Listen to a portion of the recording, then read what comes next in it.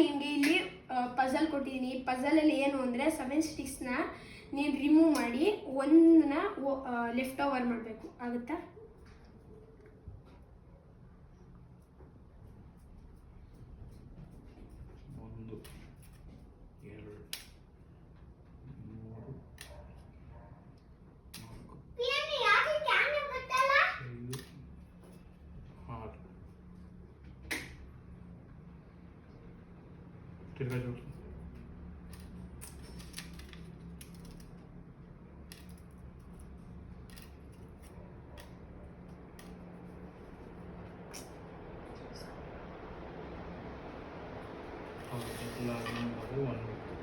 ತಪ್ಪು.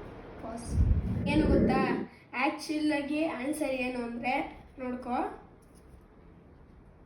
2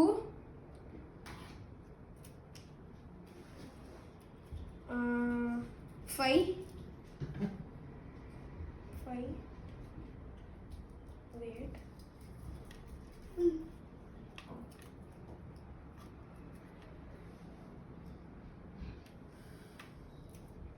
ಸಿಕ್ತು 7 ಸ್ಟಿಕ್ಸ್.